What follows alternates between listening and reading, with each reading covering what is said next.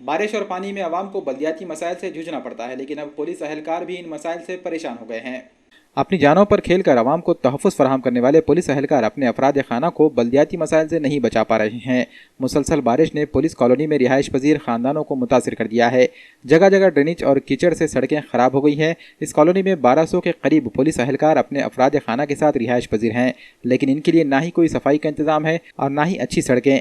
ऐसे में इन कीचड़ भरी सड़कों से अक्सर गाड़ियों के फिसल जाने से हादसा पेश आ रहे हैं। वहीं पैदल राहरों भी बआसानी अपना सफ़र मुकम्मल नहीं कर पाते हैं। गंदगी और पानी के जमा हो जाने से बच्चों और ख़वातीन की सेहत भी मुतासिर हो रही है।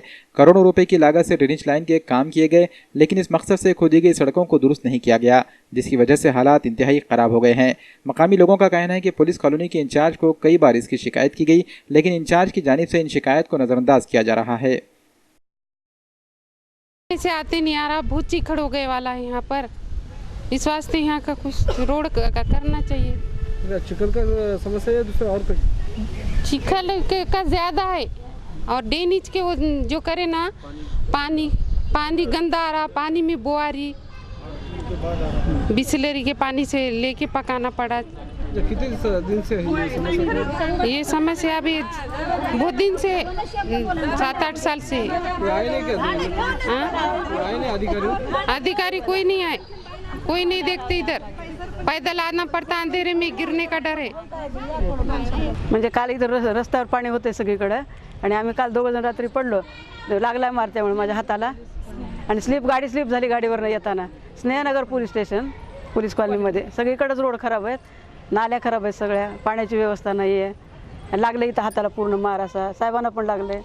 किती दिवसापासून समस्या? आता महिना झाला, महिना 2 महिने, पण करतो म्हणून म्हणाले काहीच नाही अजून। आता काय मागणी काय? मागणी काय, आता रोड चांगले व्हायला पाहिजे, रस्ते आम्हाला जाणं येणं करायला। ड्युटीला कसे जातील पुरुष, लहान मुलांच्या शाळेला स्कूल बस येत नाहीये, पाणी मिळत नाही चांगलं आम्हाला स्वच्छ। हे ड्रेनेजचं सगळं घाण वास यायला लागला पाण्याला, राहतील कसे लोक सगळे। डेंगू मलेरिया टायफॉइड सगळं होणार आजार ह्याच्यामुळं। पावसाळा दिवस सुरू आहे, मग आता सगळं काळजी तर घ्यायलाच पाहिजे। इथं बरेच कर्मचारी आणि महिला ह्या खूप दुःखी आहेत, कारण कचरा टाकायला सुद्धा जागा नाही किंवा मुलांना जायला सुद्धा नाही। गटारीचं पाणी किती दिवसानंतर पाणी येतं, पण इतकं घाणेरडं पाणी आहे ते तोंड सुद्धा धुवले जात नाही, हात सुद्धा धुवले जात नाही। ही तर समस्या खूप मोठी आहे, पण येणाऱ्या जाणाऱ्या लोकांना किती त्रास होऊ लागले ह्याचा कुणीच काय विचार केला नाही। लहान मुले आपटून पडतात किंवा चिखलात खूप भरून येतात, ते पाणी आधी तर कमी आहे, त्याच्यात पाणी धुवायला पाणी नाही आहे।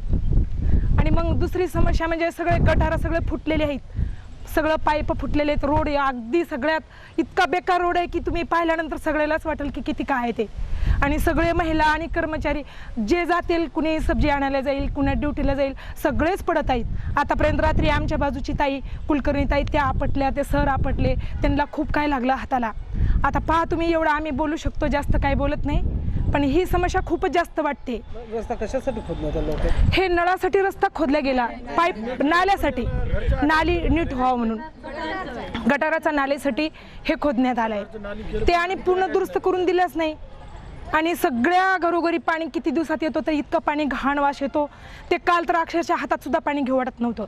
मग या कशाची एवढी इतकी खूपच सगळ्यांना त्रास काय होते बघा। म्हणजे ड्रेनेजसाठी पाईपलाईन जे खोदलेली आहे ना, ते एकदम घाण म्हणजे लोकांनी करून टाकलेलं आहे समजा, आणि पूर्ण चिखल होऊन गेलं आहे। येता जाताना खूप परेशानी व्हायली लेकरांची, आणि जे आमच्या पाठीमागून जे आमच्या बिल्डिंग आहेत आणि मागच्या साईडने एवढं घाण झालेलं होतं ना, अक्षरशः आम्ही स्वतःचे पैसे खर्च करून आम्ही ते स्वच्छ करून घेतलेलं आहे। आणि आता म्हणजे कुणीच बघायला तयार नाही की हे एवढा खराब रस्ता झालेला आहे। आणि बाजूला आता जी बिल्डिंग आहेत, इथले 4 बिल्डिंग आहेत, खूप त्रास व्हायला 4 लोकांना, आम्हाला ह्या बिल्डिंगच्या लोकांना। आणि जे बाजूची बिल्डिंग आहेत आमच्या पलीकडच्या समजा दवाखान्याच्या समोरच्या लाईनचं, एकदम तिकडचा डांबरी रोड आहे, स्वच्छ आहे, आणि खूप घाण आमची व्हायला लागली इकडचं पण। याबाबत काय तक्रार केली नव्हती? केलेली आहे, खूपदा आम्ही विंचारला सांगलेलं आहे की बाबा ते खूप मागच्या साईडनी घाण झालेलं आहे, स्वच्छ करून द्या, आणि विंचारला आम्ही सांगलेलं आहे समजा, तर ते काय तेवढं लक्ष देत नाहीत। मग बार बायका आम्ही जात नाही ना, बार बायका काय जात नाहीत बाहेर, सांगत नाहीत, असा आहे प्रॉब्लेम।